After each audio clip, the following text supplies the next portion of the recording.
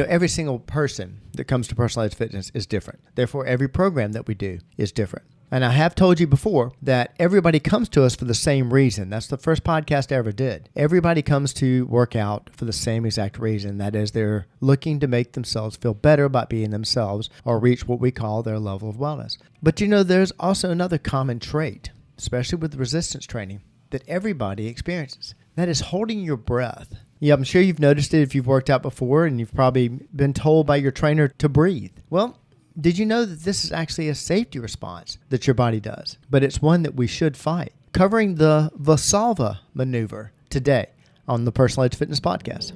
Welcome to the Personal Edge Fitness Podcast with Garrett Williamson. Health, wellness, exercise, nutrition, and a whole lot more. Got questions? Call us and leave a message at 251-278-EDGE or message us at Personal Edge Fitness on Facebook and Instagram, at Team PE on Twitter, or personaledgefitness.com. Good day and welcome to the Personal Edge Fitness Podcast. My name is Garrett Williamson, president of Personal Edge Fitness. I'm your host today. Thank you so much for tuning in to the Personal Edge Fitness Podcast. And thank you very much for the questions that we've gotten about other shows. The reason for this show came from a question from a listener. So if you have any questions concerning this show, any others that we do, or as always, anything that would help you dispel the myths of health, fitness, and wellness, please contact us at area code 251-278-3343. That's 251-278-EDGE. You can also reach me, Garrett Williamson, at Garrett, Garrett, at personaledgefitness.com. That's my email address. And also personaledgefitness.com, of course, is our website and our Facebook page.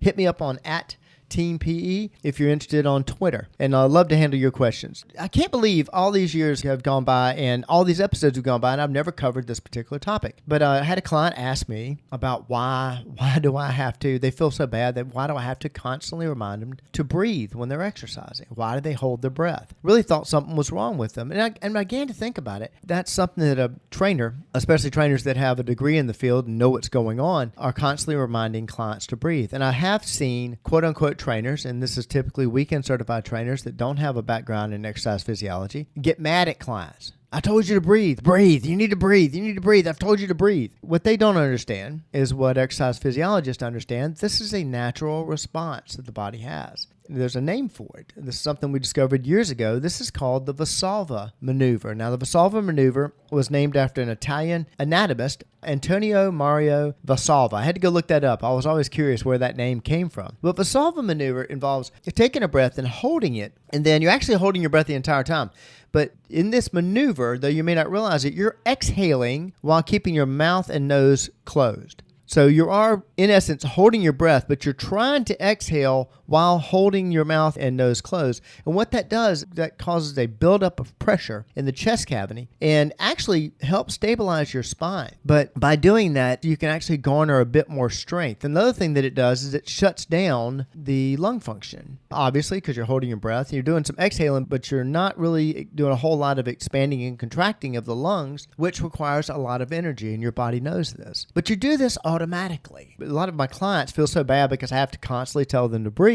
And I always tell them, hey, look, it's a natural response. We're fighting your body's natural tendency. It's okay. It's not bad. But everybody feels bad. They feel, for lack of a better word, stupid because they keep holding their breath. And like I say, this is a natural response. Your body is trying to do a couple things. One thing is trying to build up pressure in the chest. It's trying to build up pressure in order to increase strength. The other thing it's doing is it's protecting the spine. So it's stabilizing the spine. And your body, your subconscious, feels like this challenge, which is the lift itself. This challenge is temporary, and we're just going to get through this challenge and we're going to stop. And so while we're going to do that, I'm going to do this temporary thing of shutting down the oxygen, shutting down the expansion and the contraction of the lungs. I'm going to build up this pressure in order to brace the back and gain a little bit more strength just to get through this temporary challenge. What your subconscious doesn't know is what your conscious knows. This is rep number 4, and you're going to do 10 of these. And so we're repetitively challenging the body, so the body keeps doing this automatic response where you continue to hold your breath. And this is why it's so dangerous. I told you it was at the beginning of this was actually a safety thing. Yeah, it's a safety valve that your body has. Let's say you're you're back at Neanderthal man. And when fight or flight is a real thing, it's a real thing now, we call it stress.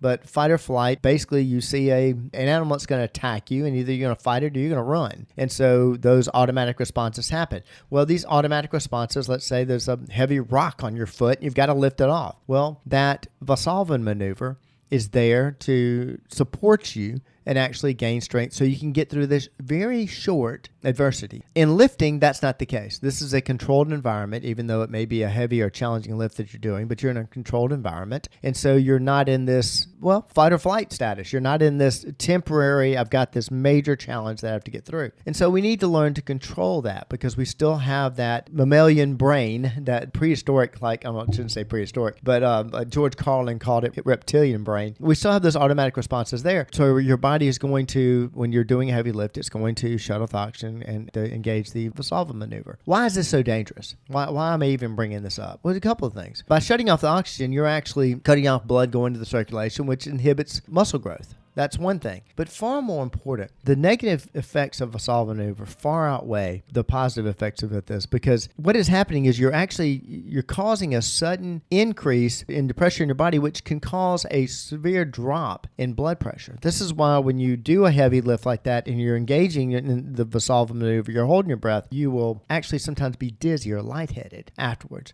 That's because you have a sudden drop in blood pressure. Also, this is why when people have surgery or have minor surgery, especially on the eyes or the face or what have you, they'll tell you not to lift, not to do any kind of lifting, because the Valsalva maneuver actually causes pressure on the eyes, on the ears. It causes pressure in the veins, which can actually cause cardiac problems. You can actually force a stroke by engaging in the Valsalva maneuver. So I had a buddy of mine that I was lifting with back at Georgia when I was on the track team, and he was going for a max lift on the bench press, and he had somebody spotting him that didn't know much about lifting, didn't know how much help he needed, and didn't help him enough. And he sat up from the lift and just grabbed the back of his head. What had happened there, and thank God it didn't go any further, but he basically strained a blood vessel in his head, was the way it was described to him. And this could possibly cause problems down the road for him. And so Valsalva maneuver is actually very dangerous. So, but it did say that there's a safety mechanism, the fact that it does brace the spine. And that's true. By building up the pressure in the abdominal wall and in your torso,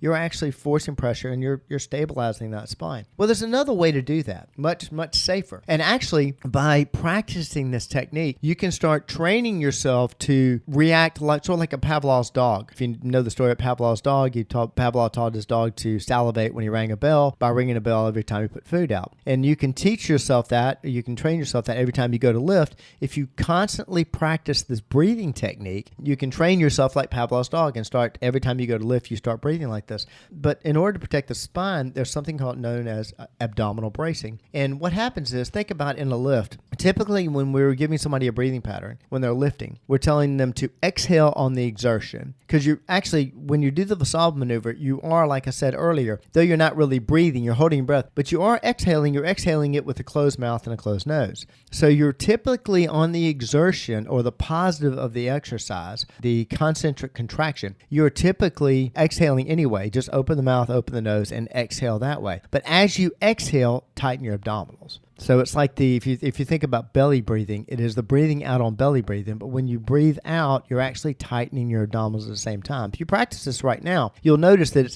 it feels very normal to do. Exhale, and tighten your abs at the same time. It almost feels like you're forcing the air out by tightening your abs. But by tightening your abdominals, even the superficial muscles that you see on top, you're also going to hit those transverse abdominals, the ones that people talk about when they're doing core exercises and they're doing planks and what have you. They're talking about the transverse abdominis. For the last 15, 20 years, it's been very much in vogue talking about working your transverse abdominis. So if you tighten your abs, you're going to fire that transverse abdominis, which is right up next to the spine. You're actually going to stabilize the spine. So you can inhale on the eccentric contraction if you're lowering the weight down, and then exhale and abdominal brace at the exact same time on the concentric contraction, on the exertion part of the lift. If you practice that, you'll notice that you start feeling the same strength effects that you do from the Valsalva maneuver.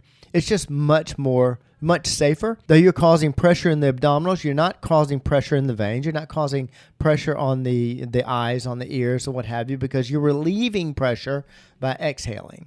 You're not holding your breath and forcing air against a closed orifice and therefore causing pressure. The pressure is coming from firing your abdominals. And if you get in a repetition of slowly doing that, not doing fast repetitions, but slow repetitions so you can practice abdominal bracing as you exhale. If you do that every single time, you really force yourself consciously to do that, pretty soon it will become subconscious. Because the main reason it becomes subconscious is that you feel stronger when you do that bracing.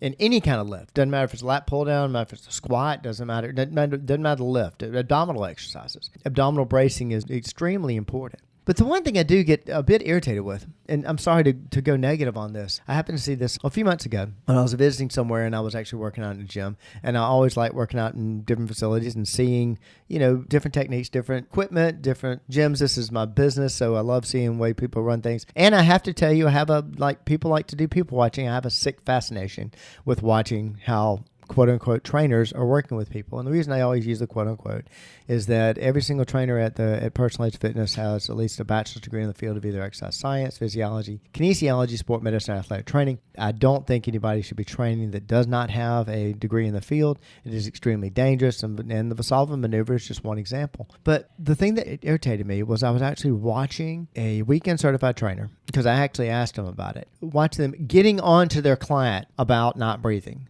getting mad at them. And the client said, I'm sorry, gosh, I'm so stupid or whatever. And they were perpetuating this. They were perpetuating this by pointing out, I tell you all the time and you don't do it and whatever, because they don't understand this is a natural response and why the body does this. They need to understand why the body does this so they can train it the other way. I'm sure besides just telling them to breathe, they didn't tell them about abdominal bracing. They didn't tell them about what is going on in the body because quite frankly, they didn't know. This is why I think training without somebody that has a degree in the field is highly dangerous. So don't beat yourself up. There's no money in that. It's one of my favorite quotes from Tombstone. I'm not going to fight you. There's no money in that. There's no money in beating yourself up. There's no good that's going to come out of that. There's negative reinforcement. It's not the way to go about it. Instead, understand that it is a natural response. Understand what your body's trying to do. It is trying to gain strength, and you can do that. You can do that in a very effective way. And by the way, it's a way that actually works your abdominals. It's actually a fantastic way to quote unquote work your core. And that is doing abdominal bracing through the exhale on a concentric contraction in order to combat the automatic Valsalva maneuver. Hey, if you have any questions about this particular podcast, or if you need help with that, you need help with somebody walking you through doing abdominal bracing through lifts, we'd be more than glad to work with you. Please give us a call at area code 251-278-3343. That's 251-278-EDGE. You can also reach me at Garrett, Garrett, at personaledgefitness.com. For those of you that have questions for Katie, you can reach her at Katie, Katie, at personaledgefitness.com. That is our website and, of course, our Facebook page. Hit me up on Twitter at Team PE. I'd love to hear from you because really beating yourself up about the Valsalva maneuver doesn't help you move forward. Understanding what it is, working with a professional that knows the difference. I'll have to call my wife back in a minute. Working with a professional that actually knows the difference and understanding the correct way to do abdominal bracing is just one more way we help you reach your level of wellness. Thank you so much for tuning in today. I'll see you next time. Thanks for listening to the Personal Edge Fitness Podcast with Garrett Williamson. Subscribe now and be a part of the show by calling 251-278-EDGE or message us on Facebook and Instagram at Personal Edge Fitness or at Team PE on Twitter, and visit us at personaledgefitness.com.